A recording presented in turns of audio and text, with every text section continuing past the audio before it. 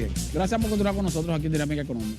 No, Jairo, mira, y un asunto ya brevemente para terminar con ese tema, que estamos hablando del famoso cariñito navideño. Los muchachos no les ha gustado ese tema. Ese cariñito navideño, Jairo, tú sabes que cuando se habla de darle eso a 3 millones de beneficiarios, sí. ahí están incluyendo empleados con salarios hasta 30 mil pesos. Oye.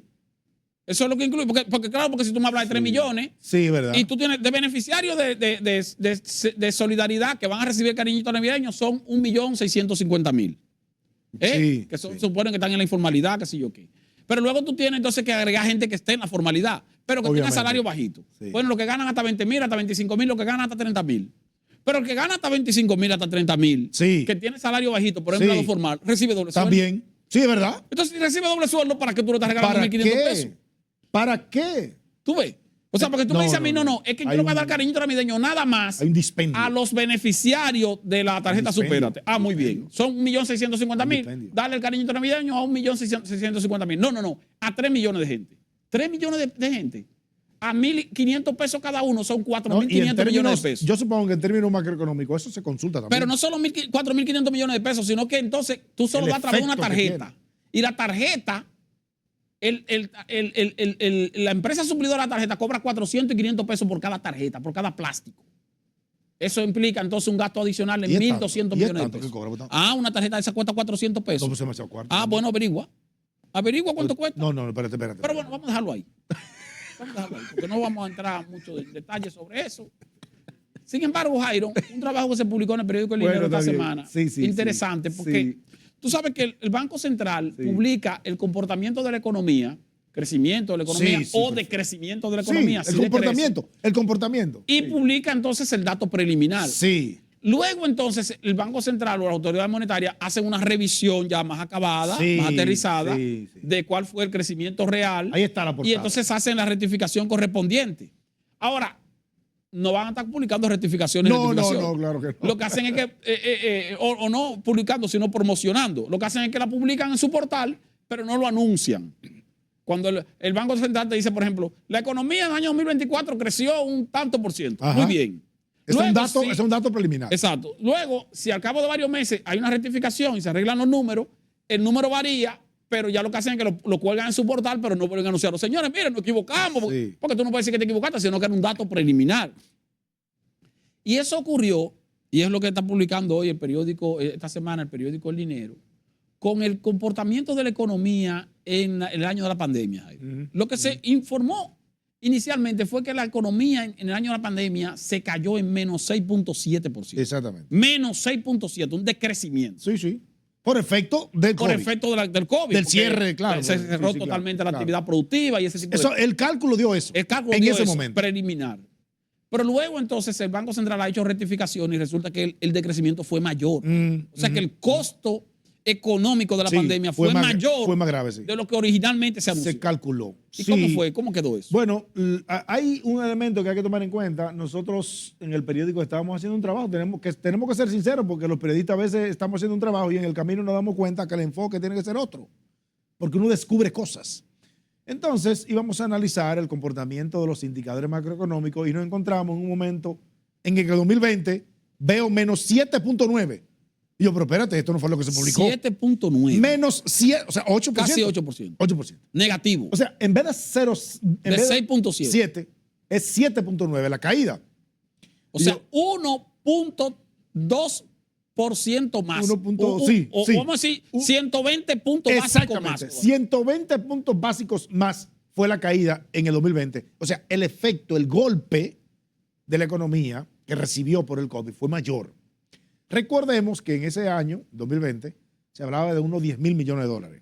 O sea, el retroceso. La reducción del valor del PIB. Sí. O sea, que fueron más de 12 que bajó de 88 mil y pico a 78 mil millones de dólares.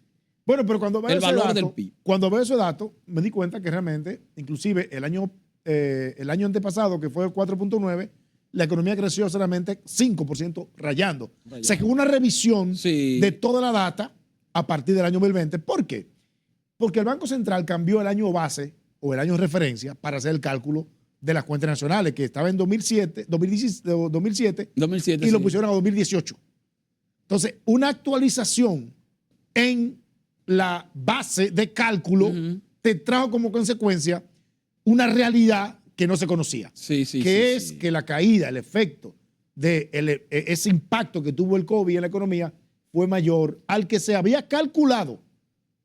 O sea, fíjense cómo, de alguna manera u otra, uno tiene que reconocer hoy día que la economía dominicana, Delgado, que es bastante resiliente. O sea, demasiado resiliente porque el golpe fue... La resiliencia fue mayor incluso entonces de la que originalmente exactamente, se estableció. o sea, por eso es que nosotros no nos pudimos escapar, como muchos países, de un efecto que tuvo la expansión monetaria producto de la caída de la economía, porque había que motorizar el consumo a través de ¿qué? Bajar la tasa de interés. Reducción del costo del dinero. Reducción del costo del dinero.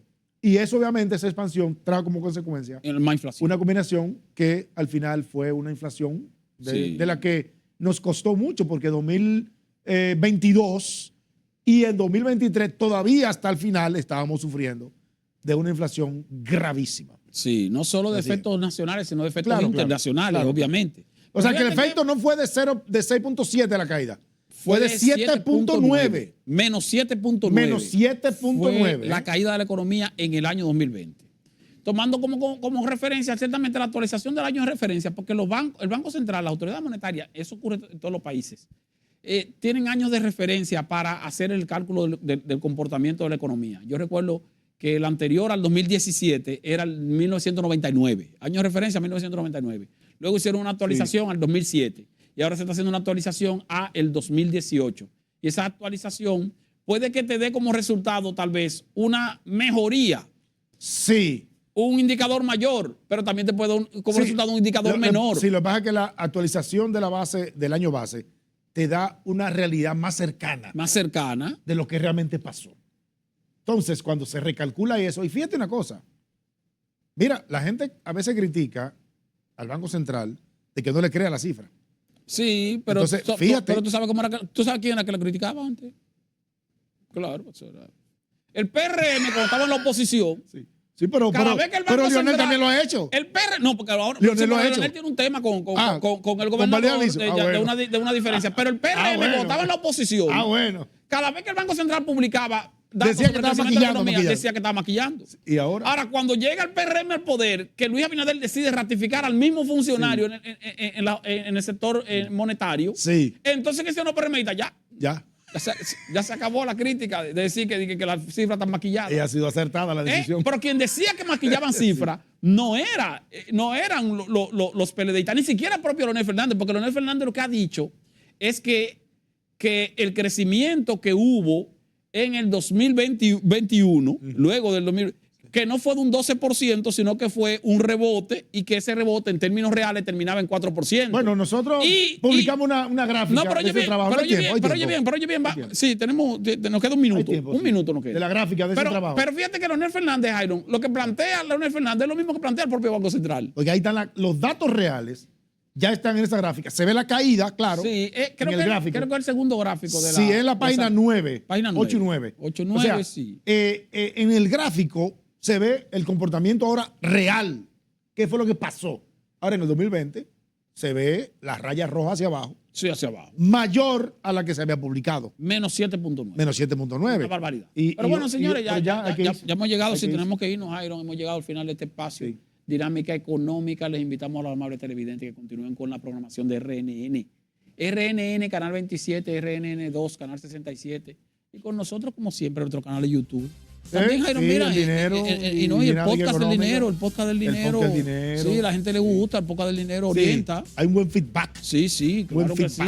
Y con nosotros, como siempre, el próximo sábado a esta misma hora por este mismo canal. Hasta la próxima.